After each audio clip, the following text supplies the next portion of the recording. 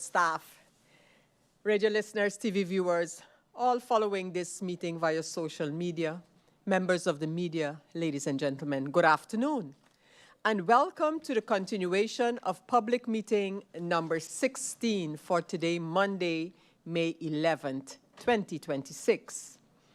At this time, I want to give a special welcome to the Honorable Minister of Public Housing, Spatial Planning, Environment and Infrastructure, Mr. Patrice Gums Jr. and his support staff here with us this afternoon. We have established a quorum of 9 members. I invite you to stand for a moment of silence.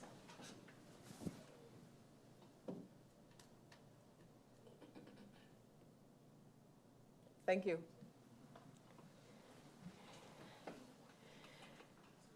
I have received notices of absence from the members Myers and Waver, and notices of lateness from the members Peterson,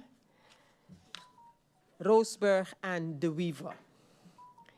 At this time, I look to the members here present and I ask of those who wish to make use of notifications. I see according to the screen that MP Lacroes would like to do so, to whom I give the floor at this time. MP Lacroes. A blessed afternoon, Madam Chair Lady, Griffier, Minister of VROMI and his support staff, my fellow colleagues, and those listening, watching through social media. Madam Chair Lady, I'd first like to send out condolences to not just the families that have lost a loved one in the last couple of days or weeks, but to all who have lost a family member to cancer. Madam Chair Lady, it's been 14 months that I've toiled with the idea concerning syntax and allocating funds to a cancer center here on St. Martin. And until today, I have heard nothing, nada, nix, rien, nada waruhasi. Madam Chair Lady, the garbage in St. Peter's is still a mess. So I'd like to start by that and asking the minister why they still have a contract. Madam Chair Lady, right on the corner here, the Baptist Church, the sidewalk, tourists are tripping and falling on a daily basis. The question is, are we going to let it that way until someone falls and ends up under a car? And then we have bigger problems to deal with. Madam Chair Lady, it's been 14 years that I've moved to St. Peter's. I've never one day seen that road dry. And I first thought it was rainwater. It is not. Madam Chair Lady, there's a post going around concerning the hantavirus, that a ship was here, and I have heard nothing from government. And people are calling, constantly asking about it. So maybe we could hear something from the Minister of Health or the Prime Minister.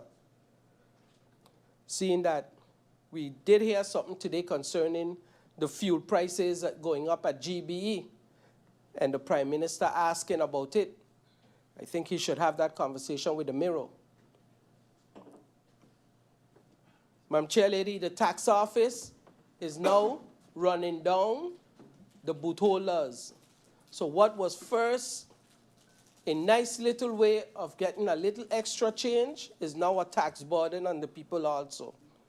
I think that is tax revenue generating measures for this government. Madam Chair Lady, we're in trouble. We're in a lot of trouble. Thank you. Thank you, MP Lacroes.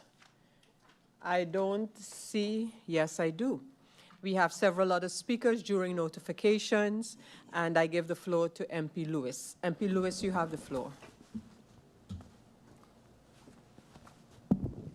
Blessed good afternoon, Madam Chair. to the Honorable Minister of VROMI and his support staff, my colleagues here in the Tribune, or in this Honorable House, and those that are listening and viewing via social media. Madam Chair, I would like to take the opportunity to acknowledge and recognize the accomplishment of Mr. Jamal Cummings, Sr., who was recently selected to officiate multiple high-level baseball championships in the United States. It is truly inspiring to see one of our very own reaching international platforms to pursue his passion and excel in his calling. I would also like to extend congratulations to Ashton Benitez, who was crowned the Under-17 cycling champion in Guadeloupe.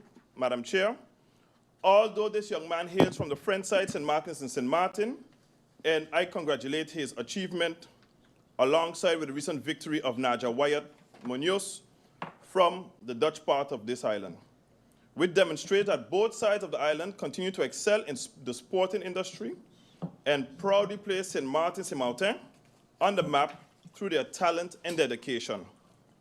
On another note, Madam Chair, I would like to reflect and acknowledge the proactive interventions and support measures being implemented by the neighboring countries and islands, such as Anguilla, right next door, to assist their people in coping with the increasing fuel costs and rising utility costs. Madam Chair, they have given relief to over 7,000 people based on an article I've read. I ain't see nothing going on here, Madam Chair. Where are we as a government giving relief to the people of this country? Over the weekend, both myself and other persons of St. Martin received an announcement from GB regarding the increase in the fuel class for the month of March. Madam Chair, this increase is deeply concerning and places an additional financial burden on the people of St. Martin, many of whom are already struggling with the rising cost of living. The question must now be asked, when will we begin to implement similar initiatives, Madam Chair, aimed at protecting and supporting our people, rather than allowing them to continue bearing the weight of these increasing costs alone? Madam Chair, on my way to Parliament, I was stopped by a taxi driver. And they tell me, please address the Minister of VROMI, at least in fixing the roads. Just now, Madam Chair, fixing the roads, because they also are stating that these potholes are also hindering the flow of traffic, which is also so. Because if everybody has to dodge a pothole, Madam Chair, that's the reason we have congestion as well. I therefore urge the government, Madam Chair, to urgently address the matter and to take swift and meaningful action before the situation worsens and becomes even more difficult to our people, for our people to manage. Thank you, Madam Chair. Thank you, MP Lewis. I have now MP Irion, to whom I give the floor for notifications. MP Irion.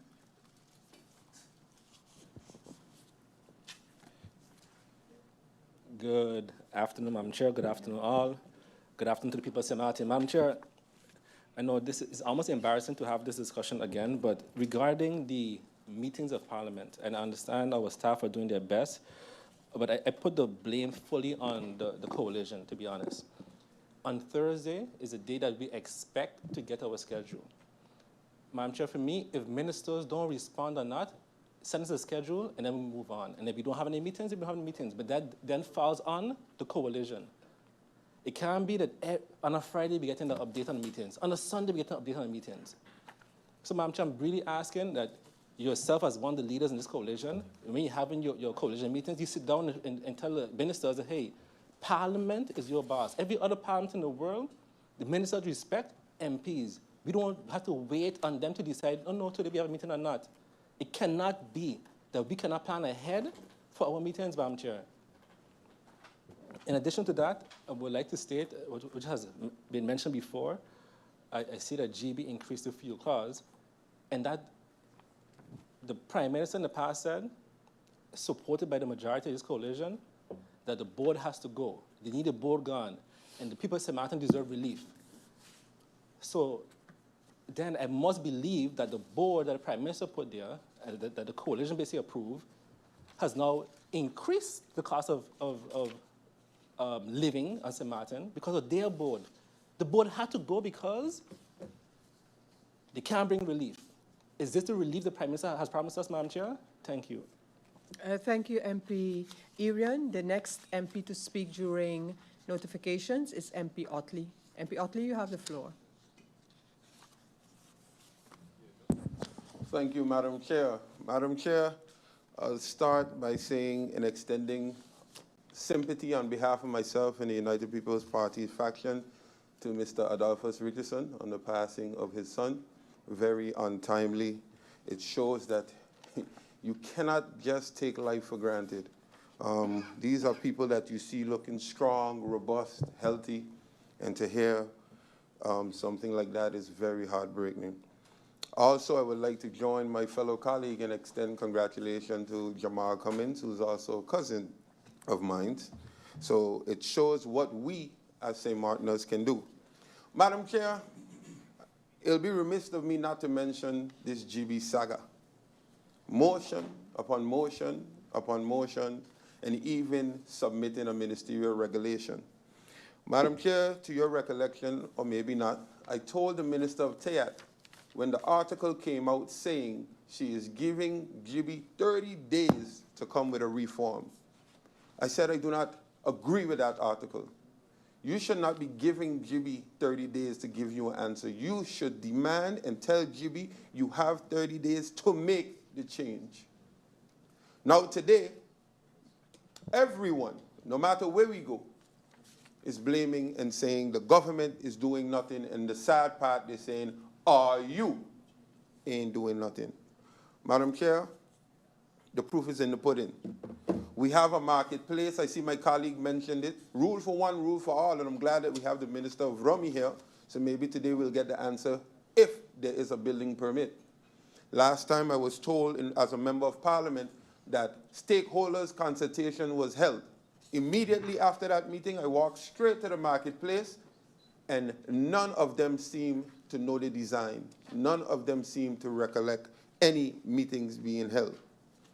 Madam Chair, budget. We are going into almost June. We are still lacking budget 2026. We don't even have an amendment of budget 2025. So when I put my article the last time saying that I am not a part of this coalition and I am not a part of this government, it was not a cop-out. It's the reality.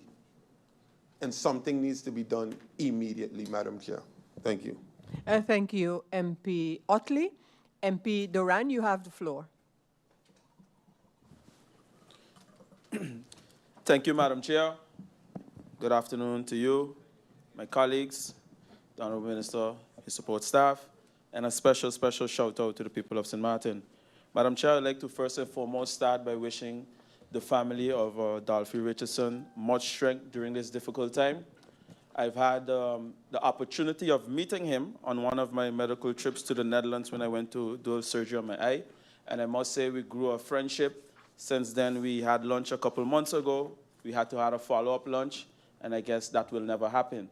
The reason why I'm saying that, Madam Chair, is because we have to value the time we have here and the impact we are able to make on the lives of others. I would like to wish his wife, his brothers, his sisters, and everyone much strength as they deal through this difficult time. And let's remind us all that our time here on this earth is limited, so make the best use of our time. Madam Chair, I'd like to go on to the point where my several colleagues touched on it, and also touched on it earlier today on the radio, where we have the government that is monitoring the prices of fuel, monitoring the rise of the GB costs, and continue to monitor. Madam Chair, we do not need the government to monitor because the people are monitoring and the people are feeling it. We need a government to come with actionable items, actionable ideas, and actionable ways to bring relief to the people. Today we have the Minister of VROMI here in front of us, who is supposed to be responsible for GB. We don't know if he's responsible for GB. We can never even get a clear answer who is responsible for GB directly in the Council of Ministers. And Madam Chair, I find it quite unfortunate that we continue to run around in these circles, because at the end of the day, the people are feeling the pinch. Imagine in less than 24 hours, you see the hike in the fuel price and you see the hike in the GB bill, where GB is now telling us to keep your aircon 24. Again, we are here speaking from a position of comfort because we don't have the problems that the everyday man have, but we are here to defend them. So, Madam Chair, I'm saying all of that to say through you, to the minister, I guess he can't answer now because there's notification. I understand parliamentary procedure well, but what is the plan? What is the plan? Madam Chair, in 2022, the government of the Jacobs 1 or the Jacobs 2 cabinet actually lowered the price of fuel. We did it in tough times. Now the government is making money off the backs of the people because of the rise in the fuel costs and the tax they're making from it, but all of a sudden no solution can be found. Come on. Madam Chair, next point, the Fleming waste solution. We have the Minister of VROMI right here. I am the former Minister of VROMI. I engaged the works of Fleming 2021 when we got the heavy equipment, where the NRPB had to put together a maintenance budget. That never happened. So we had to pull through our operational budget to make sure it happened. The notion that the Minister of VROMI is creating now that because what wasn't done in 2021 is why Fleming can't get paid is total nonsense. Because the Minister of VROMI spent almost 2 years paying Fleming, soliciting his work. Then he had to stop it from back then. Stop looking for excuses and stop taking advantage of the small man. Because I can say this here today, Madam Chair, it's pure advantage that is taking place because he did the work, you solicit him to do the work, and the work was executed. Make it happen. New system, old system, new system, pay it because it's an advice and it goes through the same regular process as everything else. Madam Chair, the Sucker Garden Road. On March 19, 2026, 3 officers were severely injured while in hot pursuit.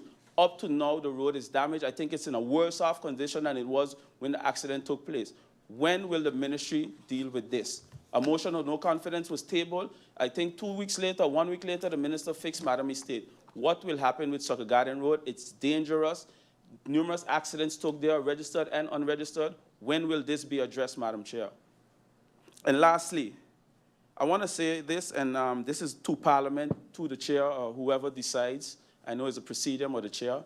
Madam Chair, I feel that my rights as a member of Parliament is being infringed upon with no follow-up taking place. When we request answers from ministers, I have a list of outstanding letters to the Minister of VROMI. We have a list of outstanding meeting requests, urgent requests, but it seems that only when the coalition calls an urgent meeting, it's considered urgent.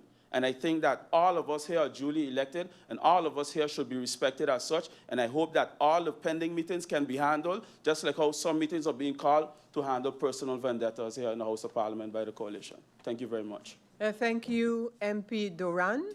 The next MP to speak during notifications is MP York. MP York, you have the floor.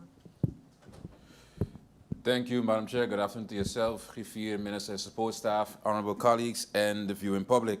Madam Chair, we just concluded a very festive season, to be exact, Carnival Year 55. And I noticed a very worrisome trend during the festivities, and that was namely the tax department, or the taxman, basically making their rounds during the festivities to the booth holders.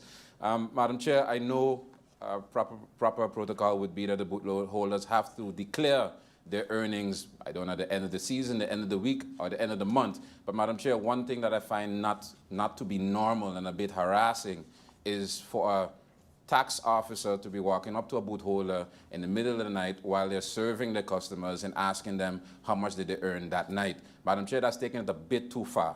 And early in the week, basically last week, I came out saying rule for one, rule for all as it pertains to the illegal construction happening at the marketplace, being that the minister is building or making the construction without a legal building permit. But Madam Chair, here we have the small man 3 weeks in the year, or 2 weeks, this time 3 weeks in the year, allowed to make an extra $1. And we're basically cracking them down every single night. While, on the other hand, the lottery booths in the casinos don't get bothered at all.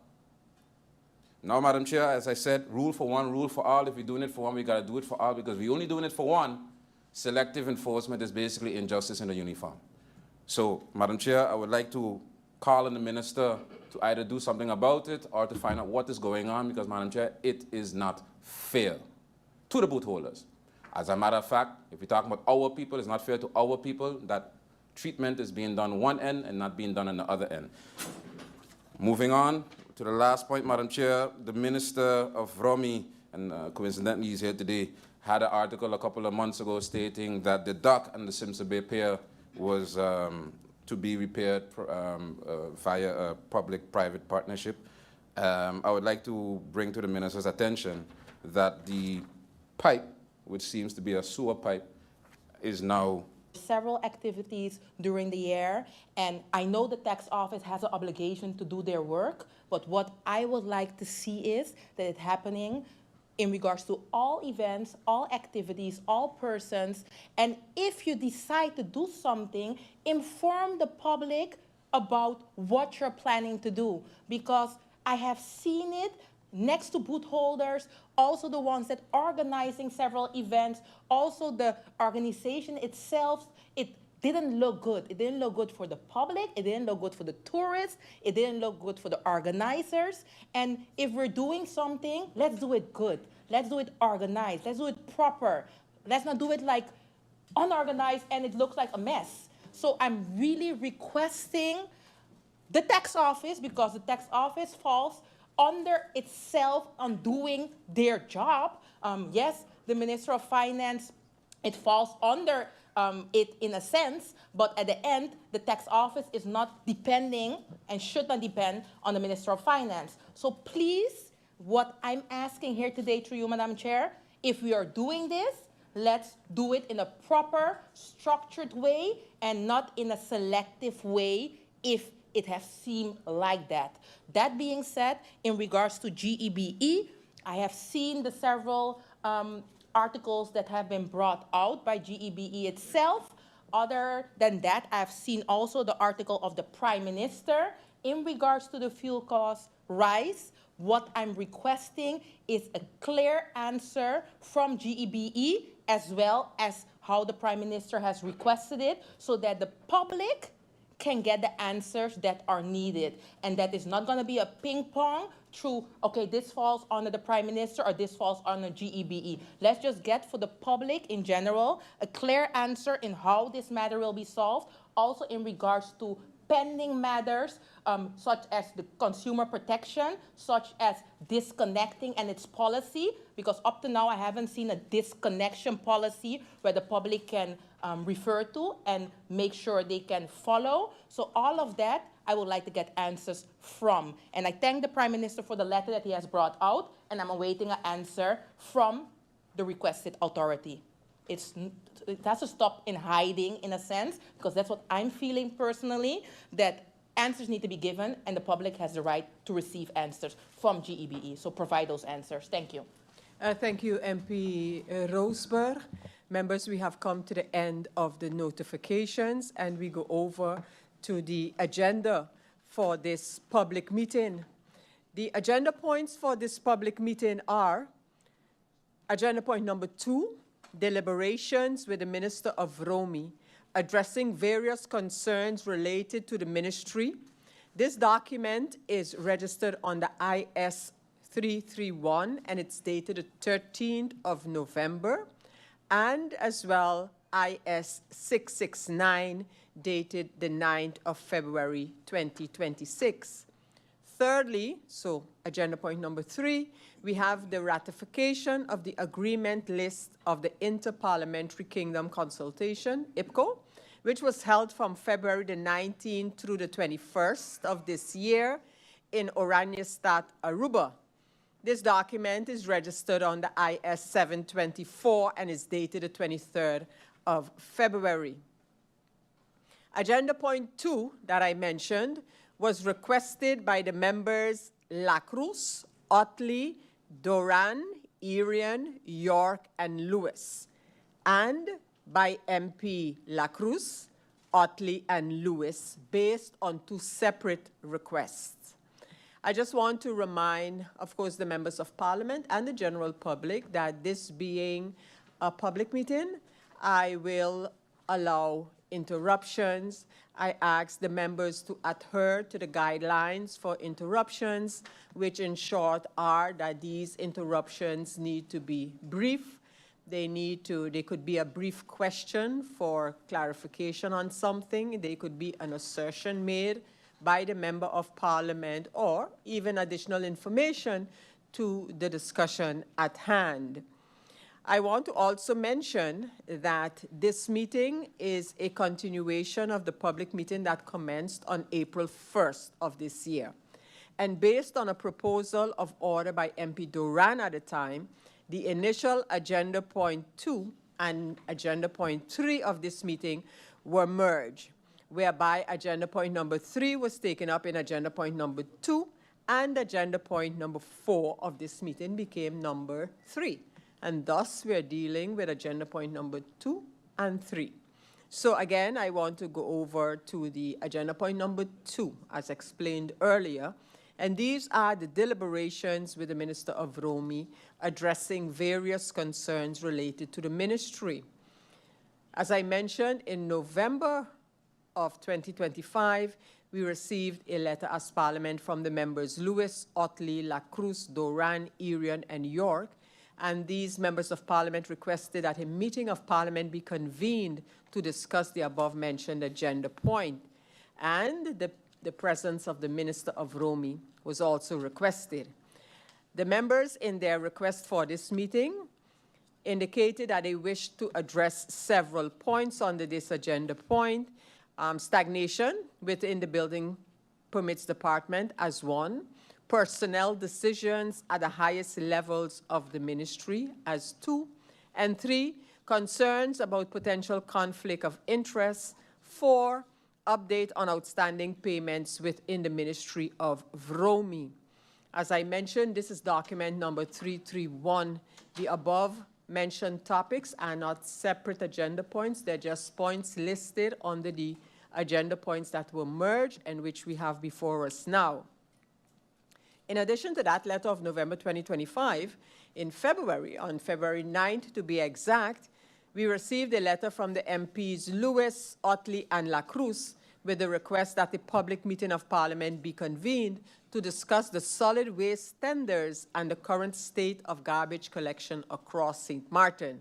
Also, concerns from prospective garbage haulers with the 2026-2029 terms of reference and short and long-term solutions for solid waste management for the country. In that request, too, the presence of the Minister of VROMI was requested. This is the document number 669, and it is of February of this year, as I mentioned. At the start of this agenda point, the Minister of Public Housing, Spatial Planning, Environment and Infrastructure gave a presentation, and members were then allowed to pose their questions in the first round. The meeting was then adjourned to allow the minister time to prepare the answers to the questions posed by members in the first round. I need to note here that during the first round, a motion of no confidence in the Minister of Public Housing, Spatial Planning, Environment and Infrastructure, Mr. Patrice Gomes Jr., was submitted by MP Lyndon Lewis. At this time, I want to give the floor to the Honorable Minister of Public Housing, Spatial Planning, Environment and Infrastructure, Mr. Patrice Gomes Jr., to answer the questions posed by the members of Parliament in the first round. Minister, you have the floor. Thank you, Madam Chair Lady, members of Parliament, those in the Tribune, those listening and viewing online, good afternoon. I'll begin by diving into the first set of questions from MP Waiver. Did the minister publicly apologize to the haulers for the ministry's mistake, oversight, in communication about the tender process? Yes, and clarification was made regarding the mix-up with the district cleaning contracts and the solid waste contracts. In addition, a group meeting was held with the bidders, wherein I again apologized for the communication mix-up on the failure of the tender, again expressing to the bidders my appreciation for their time and effort taken to complete and submit their bids. MP Waiver's second question, regarding car wrecks, what is the procedure for reporting removal? Example, is there an email address or a phone number citizens can contact to report abandoned vehicles? Example given near St. Dominic High School. If persons wish to report a car wreck, they can do so via the following email: VROMI-infrastructure section contracts at stmartingov.org. Once again, that's VROMI-infrastructure section contracts at stmartingov.org.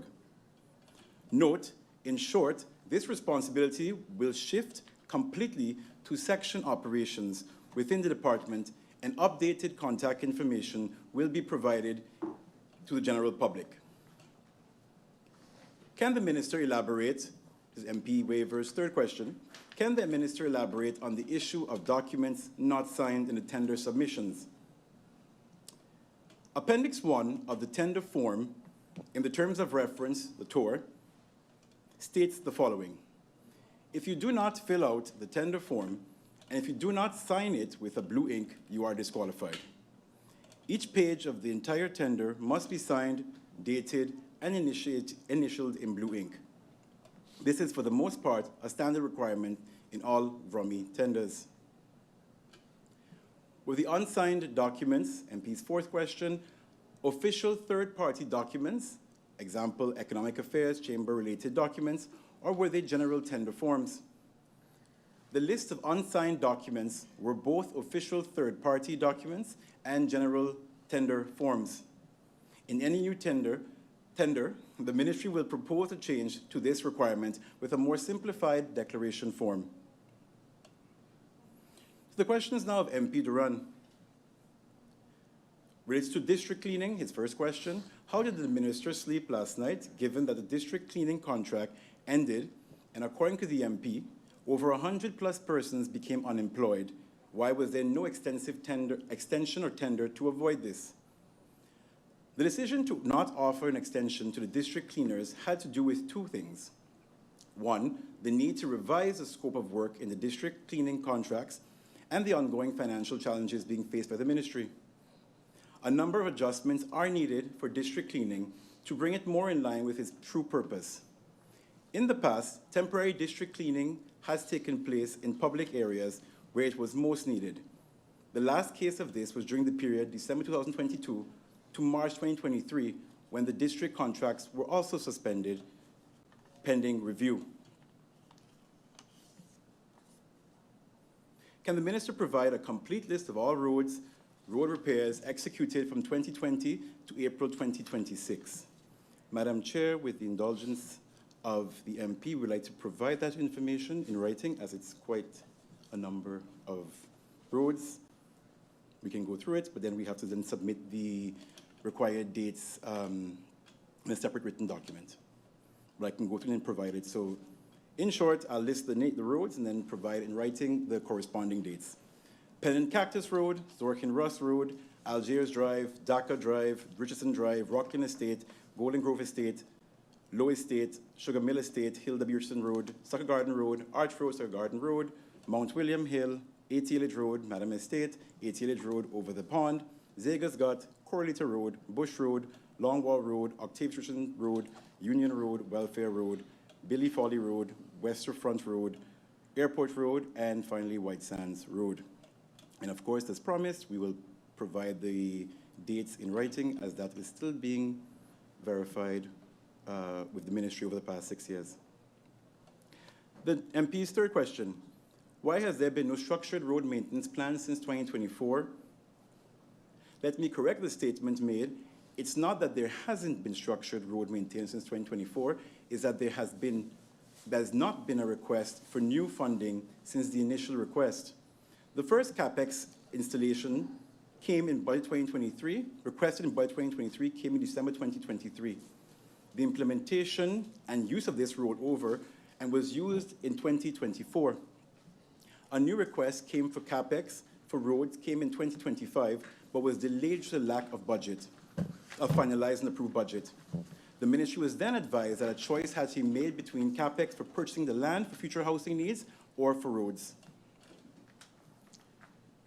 Can the Minister provide a full overview of all tender requirements and show how each bidder failed and not claim confidentiality since the tender was declared null and void? Madam Chair, allow me to read from the evaluation report.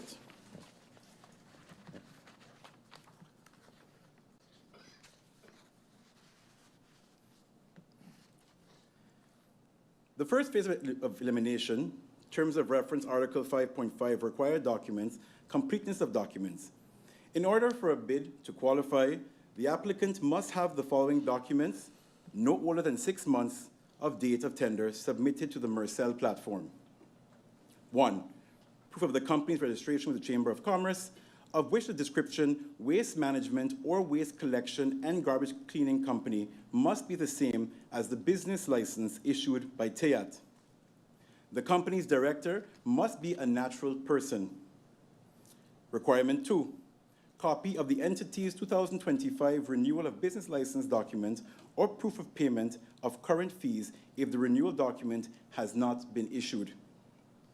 Requirement 3, copy of the entity's original or amended business license as issued by and on behalf of the Minister of TEAT with a description of the business license based on the scope of the works in this tender. Scope of the works, of course, can be found in Article 3.2. Requirement number 4, proof of registration with SZV and payment of the social premiums as issued by the Social Insurance Bank SZV, BID letter, and of course, you can find that in Appendix 1. Requirement number 5, copy of a valid passport, ID of the director or the owners of the company. Requirement 6, provide crib number and proof of payment of taxes as issued by the receiver.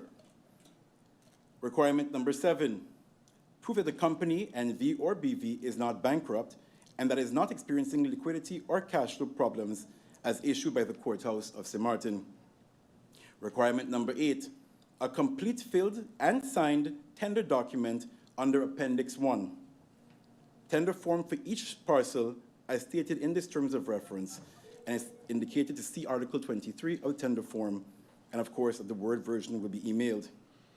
In addition to the above, the following was also evaluated. Submission of the builder of the copy of the bidder's payment receipt as proof of payment for the tender fee under the bidding company's name. And finally, signing of all submitted documents in the bid. The results of elimination round step 1. This overview states the names of the company and the parcels they submitted a bid and were disqualified for. I will, of course, when submitting this to Parliament, redact the names and provide generic Company A, Company B, to see what is the reason. I'll read it now as is. Company A, reason for disqualification, did not sign submitted documentations, see Appendix 1. Company B, entity not registered at SZV, see Appendix 1. Company C did not sign submitted documents, see Appendix 1. Company D, no business license submitted, see Appendix 1. Company E, did not initial first page of tender form, see Appendix 1. Company F, solid waste management or collection is not mentioned on the business license, see Appendix 1. Company G, no business license submitted, see Appendix 1. Company H did not sign submitted documents, see Appendix 1. Company I did not sign submitted documents, see Appendix 1. Company J did not sign submitted documents, see Appendix 1. Company K did not sign submitted documents, see Appendix 1. Finally, Company L, no business license submitted, see Appendix 1.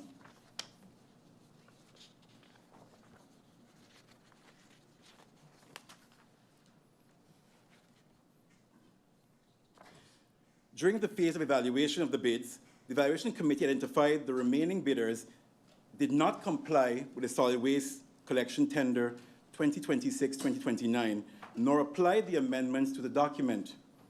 This is in regard to Appendix 2 rates, with the remaining bidders being disqualified. Usage of Appendix 2 rates from solid waste collection tender 2021-2026 and not 2026-2029. There were 2 companies who did this. And finally, there were a number of companies that did not apply the addendum to Appendix 2 rates as stipulated for the solid waste collection tender 2026-2029, and 4 companies did this.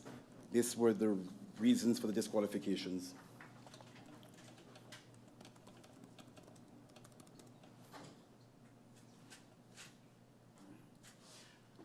MP Doran's 5th question, why hasn't the alleged outstanding road work debt, 500,000 kilos to the asphalt plant company, been paid since the minister was in office in 2024? The reference outstanding amounts have been paid. It took some time to settle these debts as most of the works have been carried out without an approved advice, which had to be prepared retroactively and caused significant delays. Question number 6. What is the plan for the road repairs and use of CapEx funds, including what remains the capital expenditure budget? The remaining balance for the main roads resourcing project stood at 285,000 guilders, 285,827 guilders at the end of 2025. We are awaiting finalized invoices on works executed since then to reconcile our budget and determine what is remaining and what can be done.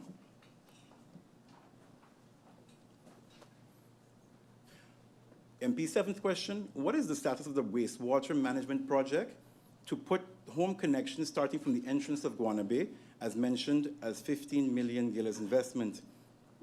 The ministry is unaware of a 15 million guilder investment directed to sewage house connections in Guana Bay or the entrance of Guana Bay. The only investment that was made in Guana Bay in terms of sewage was during the construction of the Hope Estates Phase 1 and 2 in 2011. The 8th question, were the terms of reference requirements so difficult as to be nearly impossible to meet? And was advice given to the minister to use a different approach? If yes, what advice was given? The ministry is of the opinion that the requirements set out in the tour were not nearly impossible to meet. It must also be noted that the ministry took deliberate steps to remove a key barrier that had been present in previous tenders, namely the bank guarantee requirement. Under the previous tour, contractors were required to provide a bank guarantee for a percentage of the contract price, which in practice posed significant difficulty for local contractors to obtain and tied up substantial working capital.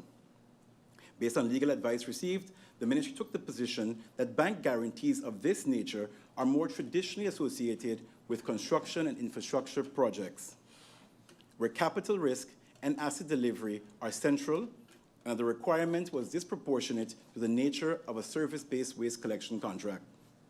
The risk profile of a service contract can be adequately managed through other contractual mechanisms, including the performance-based monitoring, penalty, and default provisions already built into terms of reference. By removing this requirement, the ministry has lowered a significant barrier to entry while maintaining strong contractual safeguards. No advice was given to the minister to fundamentally change the overall approach to the tender. The MP's 9th question, has the minister conducted an evaluation of departmental revenue income performance, permits, inspections, etc., and what is the plan to fix what is going wrong? The current situation indicates that revenue performance is not attributable to a single cause, but rather a combination of structural and operational challenges, as well as identifiable opportunities for improvement. These challenges include outdated fee structures, manual and fragmented processes, capacity constraints, enforcement gaps, and suboptimal billing overflows. The ministry is currently engaged in 2 key initiatives aimed at improving service delivery, particularly within the permitting process and domain-related processes.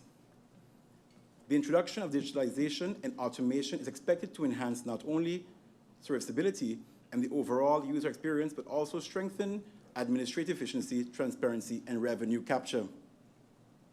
With respect to domain affairs, the ministry has engaged in an external firm to support reduction of existing backlogs and to improve internal departmental processes. In parallel, work has commenced on drafting a comprehensive land issuance policy and an accompanying land pricing policy, which are expected to provide clearer frameworks and improve consistency and accountability going forward. Regarding permits, the ministry has recently expanded its internal capacity to increase departmental output and improve the timelines of permits issuance to the general public. Additionally, earlier discussions have commenced with VNGI to explore opportunities for automating elements of the permit evaluation process with the objective of further improving efficiency, consistency, and overall throughput. With respect to enforcement, the ministry regularly undertakes remedial actions to address undesirable or illicit situations in the public domain. In the interest of public safety, order, and environmental protection. At present, however, the mechanisms through which government can recover costs associated with these interventions, particularly where such situations arise from unlawful actions, are not yet comprehensively structured. The ministry is therefore actively working on establishing the legal grounding and standard operating procedures, SOPs, required to execute enforcement actions more effectively, while also providing a clear and enforceable means for the recovery of costs incurred by government. Finally, the ministry is finalizing a draft amendment to the Lacroes to support the creation of a direct fund to support the work of VROMI. This is being proposed to be linked to the permit application. More information on this will be shared once finalized. The MP's 10th question: does the minister acknowledge plan to address the building permit backlog, including reinstating a task force approach? The permit backlog was acknowledged in my article issued upon taking office in June 2024 regarding my plans to address the long-standing permit backlog. The ministry requested a 1.4 million euro subsidy to increase capacity throughout the ministry. As previously stated, the ministry is using part of the subsidy to increase capacity in the permits department. This process has led to permits as far back as 2015 being finalized and issued. In addition, the ministry is working with DIV, the Documents and Information Center of Government, on a pilot to digitize the permit process.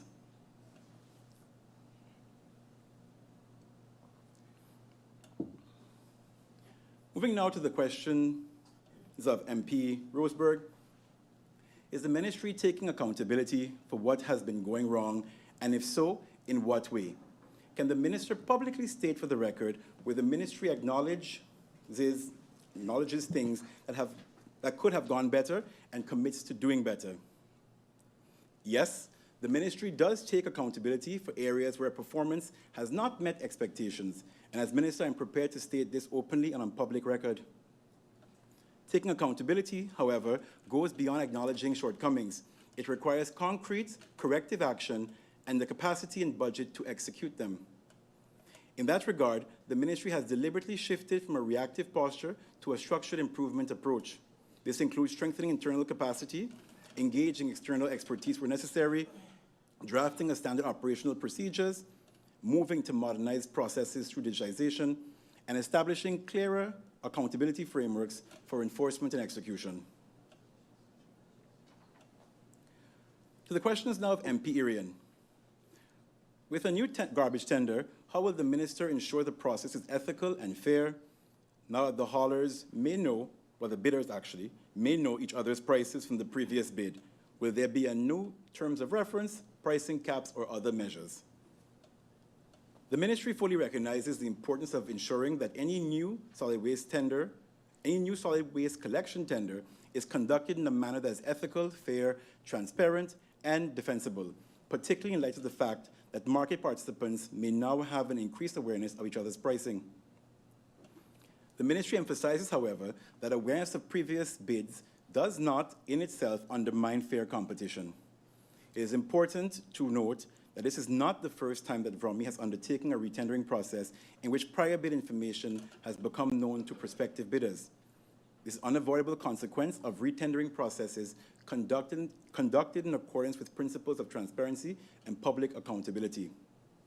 When supported by a revised terms of reference, clear evaluation criteria, and proper governance safeguards, such circumstances do not compromise the integrity of the procurement process, nor do they prevent meaningful and fair competition among qualified bidders. The MP's second question: can VROMI, TEAT, and Justice form a joint approach task force to address car wrecks and unlicensed mechanics operating with wrecks? The joint approach by VROMI, TEAT, and Justice is already taking place. What is important to consider is the scale at which car wrecks are being disposed of and the number of unlicensed mechanics on St. Martin. What needs to be done is to make these inspections more systematic and structured where possible, and to have clear triggers where a more ad hoc inspection is considered necessary.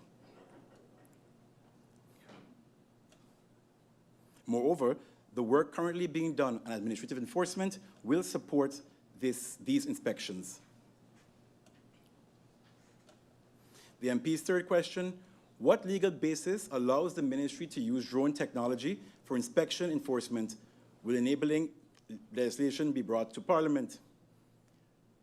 The ministry is currently only exploring the possible future use of drone technology as one of several modern tools that may assist with inspection and enforcement activities. No operational drone enforcement program has been implemented at this stage. In principle, the use of drone technology is not prohibited in St. Martin. Government authorities may, within the scope of their statutory supervisory and enforcement mandates, assess whether emerging technologies can support the effective execution of their public tasks. This includes considering technological developments that may improve efficiency, safety, environmental monitoring, infrastructure assessment, and compliance oversight. At the same time, I fully recognize that the use of drone technology by a public authority must at times take place within the boundaries of applicable law, constitutional principles, aviation regulations, and privacy protections. Should we proceed further with the development of any drone-assisted inspection framework, careful consideration will be given to matters such as proportionality, necessity, privacy and data protection safeguards, operational limitations, authorization procedures, storage and handling of imagery or data, aviation safety requirements, and compliance with applicable national and international legal standards.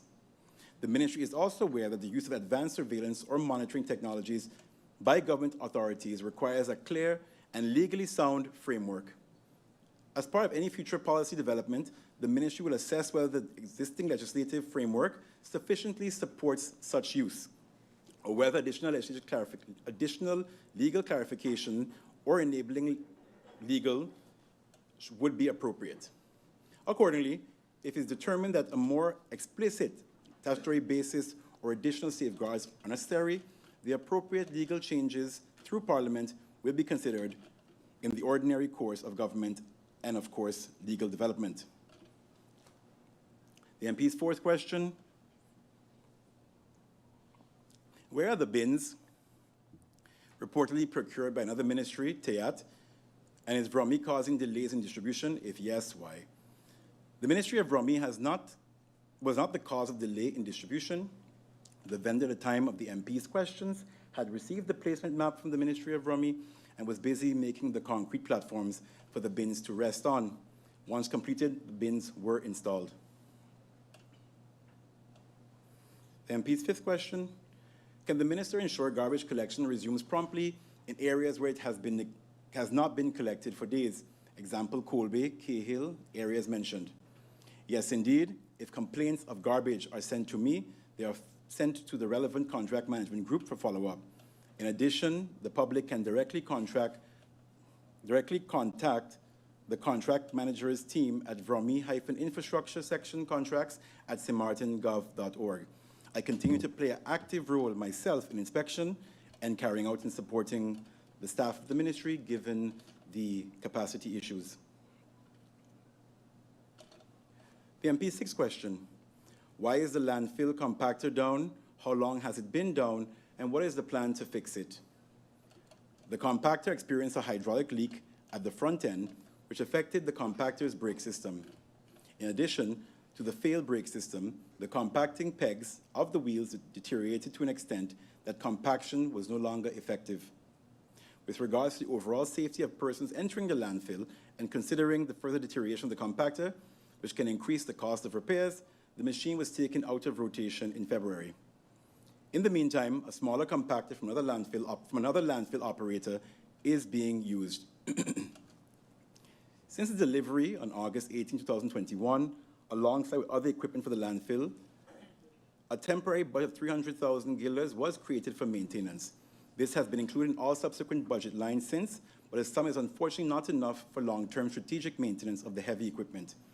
Given this challenge, in 2025, the ministry approached NRPB about the possibility of repairing the equipment, and at the end of February, the ministry submitted a request to NRPB to fund the repair of the compactor via the trust fund.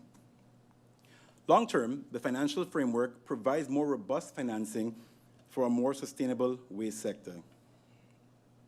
The MP's seventh question, will the procurement policy legislation be in place before the new tender so procurement can be done as promised / campaigned on?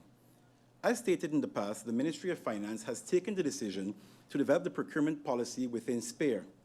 SPARE is a project of the Trust Fund to develop capacity across the entirety of government. The development is not expected to be completed in time for any new solid waste tender within the coming 5 months. Does the delayed 2026 budget impact the subsidy project intended to help the permits department? What other projects are delayed due to this budget delay? The delay in budget 2026 does not impact the project to help the permits department. Note that the funds used to enable the ministry to temporarily strengthen the permits department comes from a grant received from the Netherlands to execute capacity building within the ministry. The funds were already allocated within the budget 2025 and not fully depleted by 2025. Article 14, paragraph 6 of the Kingdom Act on Financial Provision and Article 16, paragraph 3 of the National Ordinance on Public Finance allows for the budget of the preceding fiscal year to serve as a basis for financial management in order to keep public services operational. This means that at minimum, the most essential tasks of government must be continued in the interest of continuity. Other projects like that within the TWO country packages were also able to continue once the financing had been received.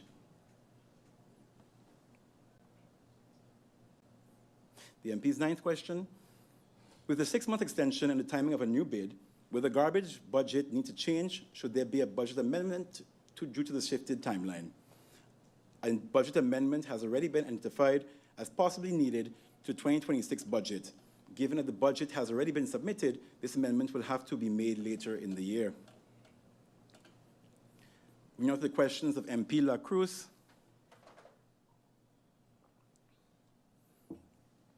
Were bidders explicitly and unambiguously instructed in the terms of reference to sign initial every submitted document, including third-party documents, Chamber of Commerce extracts, biz licenses, etc.? Yes, bidders were explicitly and unambiguously instructed in the terms of reference to sign initial every submitted document as outlined in the previous answer as to the requirements for qualification. The MP's second question: given the disqualifications, does the ministry acknowledge that tender documents lack sufficient clarity, which may have impacted and contributed to their failure? As stated, the disqualifications are not linked to ambiguous components, but straightforward clerical and administrative errors.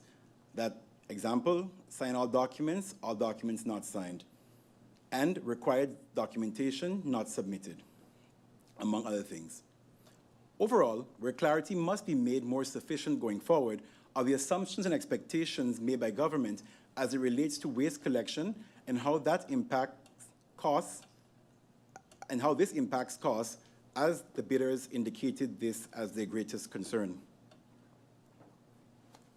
The MP's third question: has government sought or will it seek an independent procedural review to verify that evaluation was fair, consistent, and provided equal treatment?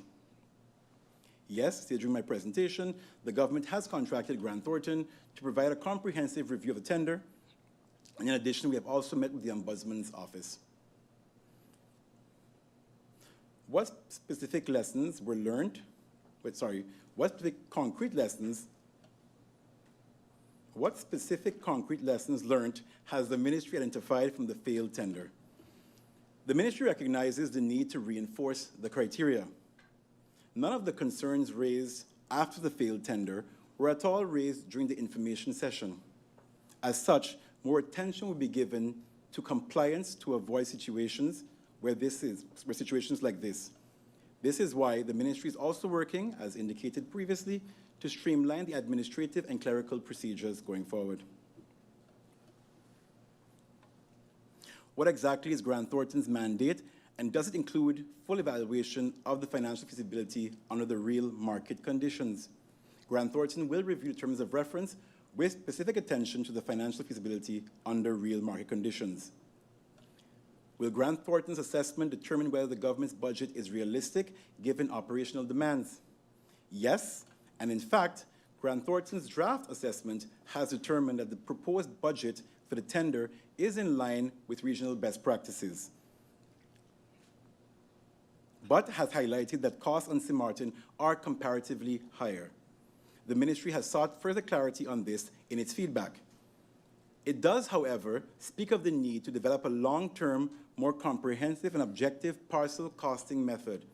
Grant Thornton, in its initial advice and recommendation, recommends that such a model be built more explicitly around variables such as service demand, waste volumes, route complexity, and operational productivity. When will Parliament receive the Grant Thornton report, and will Minister commit to returning to Parliament with the findings before any retender is issued? As stated, the draft Grant Thornton report has been received, and feedback was sent to finalize the report. If Parliament wishes to receive the finalized document, this can, of course, be facilitated. The Ministry also met with the Ombudsman team and, as previously stated, the bidders. The report, as well as the meetings, have been used to determine a way forward that will first be communicated to the bidders and then to the public. The date of receipt of the final Grant Thornton report will determine whether returning to Parliament ahead of a potential retender is feasible. The MP's eighth question: what revenue-generating measures exist within VROMI, and how are collections going regarding permits and fees? How much money is outstanding? Quotations sitting around. The Ministry of VROMI has several established revenue-generating instruments, primarily derived from permits, inspections, and domain-related services. With regard to solid waste management, which represents one of the Ministry's largest expenditure areas, the recently approved financial framework by the Council of Ministers provides a clear policy foundation for transitioning towards a more cost-recoverable, transparent, and financially sustainable solid waste system. Under this framework, revenue generation is centered on user-based contributions with the explicit objective of reducing the structural financial burden on central government while ensuring continuity of service. The implementation of this framework is ongoing and remains a priority within the ministry. Across the ministry, more broadly, revenues from permits, land leases, and inspections are being collected. However, performance has historically been impacted by manual processes, enforcement limitations, and legacy backlogs. The MP's ninth question: has the ministry assessed how fuel price volatility will impact waste collection costs, and was fuel properly built into the pricing assumptions? In this tender, considerations for inflation, especially as it relates to fuel prices, was built into the pricing assumptions. The MP's 10th question: has any sensitivity analysis been done on fuel increases and their effect on A, contractor sustainability, B, pricing, and C, service continuity? This analysis, while not explicitly part of their assessment, has been considered and taken up by Grant Thornton. Will Grant Thornton explicitly address fuel price scenarios? The assessment highlights the fixed price nature of the contract and recommends government consider indexation of pricing to better account for inflation going forward. This would be a change in the manner in which government enters into most of its contracts. Considering that this tender was designed to cover a shorter period due to the changes in the waste sector linked to the EDMP Trust Fund project, the feasibility of such a new standard will need to be reviewed. Question 12, how did the ministry assess the impact of removing street sweeping, other services on cost and on public cleanliness, drainage, flood risk, and public health? While street sweeping has been removed from the solid waste tender, it will be included in the upcoming district cleaning contracts tender, ensuring continuity of the service with no interruption to public cleanliness or public health outcomes. District cleaning will be responsible for street sweeping. Solid waste will focus on waste collection. This restructuring ensures greater clarity, accountability, and efficiency in service delivery while maintaining the full scope of cleanliness and public health services across the districts. What concrete contingency measures ensure uninterrupted collection after the failed tender beyond the 6-month extension? The current tender allows for a 6-month extension. which we are currently in. The Ministry will communicate its decision on the way forward. Within short, if necessary, the tender also allows for a one-year extension. The Ministry does not foresee this being necessary and is taking the important steps to support a more streamlined and administrative and clerical requirements for all bidders. Thank you. What plan will solve persistent collection problems in St. Peter's, given extension keeps the same operators? St. Peter's falls within Parcel 4 of the district of the current solid waste tender contract. This parcel is operated by a hauler with 2 additional parcels. The Ministry took the decision to terminate one of these parcels in the extension, allowing the hauler to consolidate operations, enhance efficiency, and ensure regular and continued collection for Parcel 4. Where this may fail, notifications and potential defaults and deductions in monthly contracts are applied.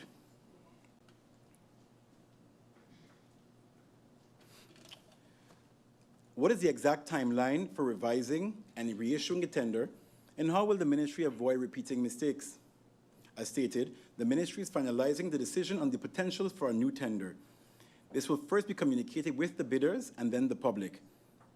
We are anticipating to have this communicated by next week and will follow with any relevant timeline necessary. The MP's 16th question, given shortcomings and fuel risks, is it responsible to proceed without returning to Parliament with a comprehensive updated assessment? Any new tender will of course consider rationalized risks. Where possible, the extent to which such risks can be fully incorporated into an existing tender will be examined. This can, of course, be submitted to Parliament in a manner that does not jeopardize the integrity of the tender and the tender process.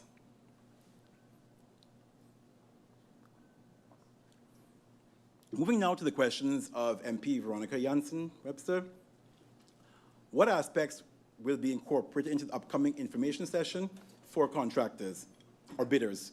What exactly will contract bidders be guided through? The information session was designed to explain the mistakes made by the bidders during the tender, as many indicated not having full clarity following the initial technical session.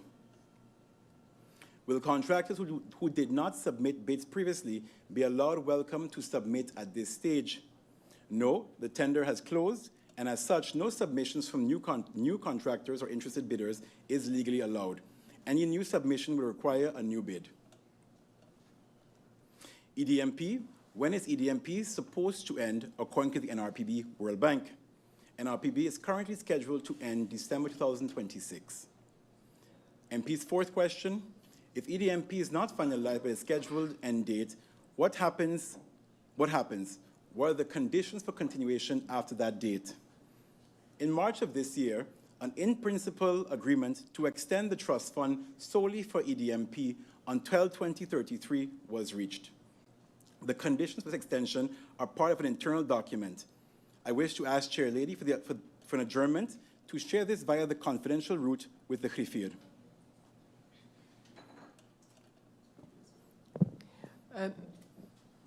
Minister, you want an adjournment and then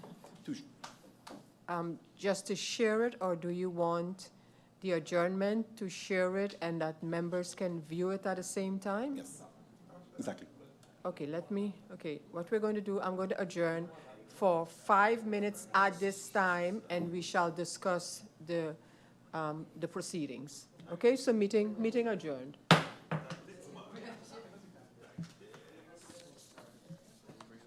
Yes, fine.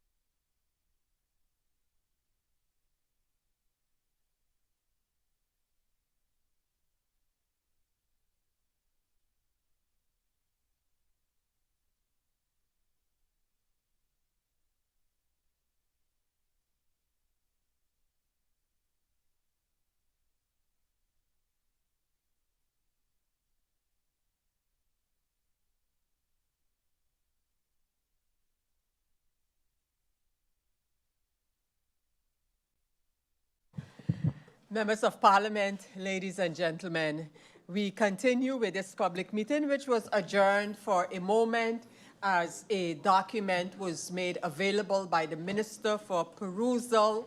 A member took that opportunity to do exactly so, and now the Minister will continue with his question, the answers to the questions. Minister Gums, you have the floor. Yep, thank you, Madam Chair Lady.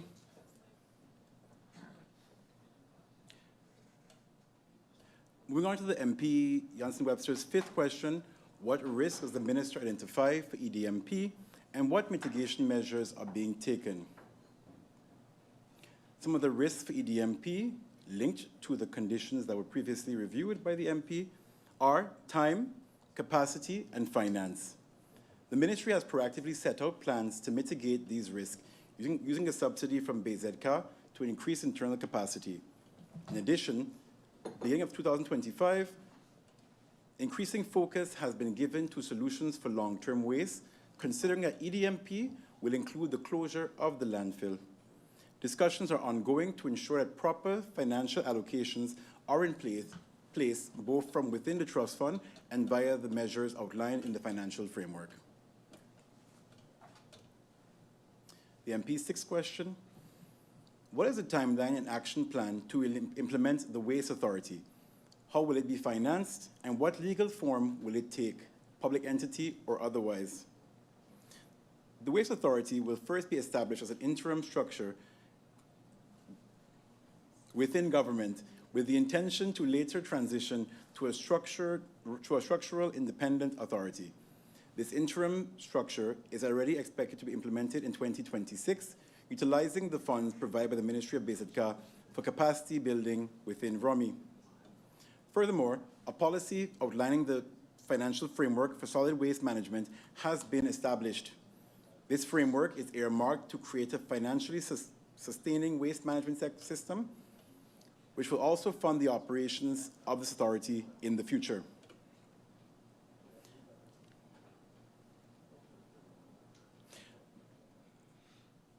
The revised draft waste ordinance, National Waste Ordinance, has been reviewed and is currently under legal review. The legislation makes provision for a waste authority. However, its legal form, no, that's one. Yeah. Okay, however, the legal form of the structural authority is a matter that is still under discussion. The MP's seventh question, has the reported dump issue, garbage not being covered, been solved? Yes, the issue has been solved. The MP's eighth question, is there a dedicated number citizens can call when neighborhood garbage is overflowing? There is no dedicated number from the side of government, but there is a dedicated email related to all contract management related issues, including complaints about garbage. This email is VROMI-infrastructure section contracts at stmartingov.org. Once again, VROMI-infrastructure section contracts at stmartingov.org. Persons filing a complaint are asked to ensure that photos provided are submitted with a timestamp to help support enforcement. In addition, all persons should be aware of the contractor in their neighborhood, and this information of their contact should also be provided to persons in the neighborhood. And finally, the question of MP De Wever, is there a potential loss of 80 million trust fund World Bank related project connected to EDMP, and does responsibility lie solely with the Minister of VROMI? There were a list of conditions established following the steering committee of February 2026. These conditions related to projects that fall under the Ministry of General Affairs, VSA, Finance, and of course, VROMI. All of these conditions have to be met and agreed upon by the Council of Ministers to ensure the continuation of EDMP to 2033. Thus, the responsibility did not lie solely with me as Minister of VROMI. Madam Chair, this brings to the end of the questions. I look forward to any clarifications from the floor. Thank you, Minister Gums, for those answers to questions by the members of parliament in the first round. Members of parliament, is there any need for clarifications at this time? We don't see that being the case, and that would take us then to the second round of questions according to the speakers list for this meeting. According to the speakers list, the first speaker would be MP Weaver, who is not present. MP Weaver is out with notice. We have MP Doran. MP Doran. Thank you, Madam Chair. Madam Chair, during the answers just now, I heard the minister keep referencing Appendix 1 and Appendix 2 and so forth in regards to the solid waste tender. And in the same statement, the minister mentioned that we should be getting the document, a redacted version of the document, in order to look into it. I'm saying that to say, Madam Chair, I don't even think I want the document anymore, for the simple fact that just now, based on questions from a particular MP, we had to stop the meeting and get the opportunity to view it. The minister knew that he was coming to Parliament today. It's nothing new. It's over a month ago that we had a meeting. The minister come ill-prepared or unprepared to now say that we're going to get it in the future. How is it relevant to now for us to follow something that we can't even follow? Hearing in our minds Appendix 1, Appendix 2, it's almost like we've been told to look for something that we don't have, and we just have to imagine that what the minister is saying is true, because after today is not relevant anymore. So with that being said, Madam Chair, I just curious to know one thing. Well, not curious to know because I already think I know the answer, so I'm just going to go down the road. Basically, the minister is saying the government did absolutely nothing wrong during this entire process, so therefore, based on the previous article, garbage tender failed because of complete accidents of those who tendered. Not because the government was late, not because the government gave misinformation, not because of errors made on the side of government. Madam Chair, I don't know no government that is flawless. We've all made mistakes. I've made mistakes as a minister as well. So with that premise and way of thinking, I think that there leaves a lot more to be desired, because at the end of the day, this government is always right. This is the perfect government, but still we can't get a solution for our GB bills. Still we can't get a formal way of how we're going to get relief. So I give up in that regard. So no question for the fact. Thank you. No. I said no question on that one. Oh. I ain't finished yet. Sorry, MP. No problem, madam. No problem. MP Doran. Okay, so MP Doran, you've made your statement. No Yes. question where that is concerned. Yes. You may continue, MP Thank you, Doran. Madam Chair. Almost. With regards to the 2020 bill that the minister referenced regarding to the soccer garden accident, that when the roads would not be able to do emergency works, last month the minister mentioned that the bill wasn't paid. Today the minister mentioned that the bill was paid. Again, I'm just pointing out inconsistencies, Madam Chair, because it shows a trend of not taking no sort of accountability, but always blaming someone else. With regards to Mr. Fleming, that wasn't paid for the last 5 months, the minister came with this bizarre story that something had happened in 2021 and create a narrative as though because in 2021 something happened, he's not being paid today. When the man was paid for 21, 22, 23, 24, 25, up until now, he wasn't paid. So therefore, again, this is an error based on this current government and this administration because of the change of their system. Things could happen, Madam Chair. I was in government too. Things can happen. But the key thing is, stop trying to blame someone else who hasn't been there for over 2 years. This is your ship now. Madam Chair, I heard the minister mention that a new compactor from a contractor is being used because the one that belongs to government is down. So I would like to know, or maybe I know already, the legal basis that is being, like the minister playing ping pong, hiding behind it, can't play firming because of no legal basis.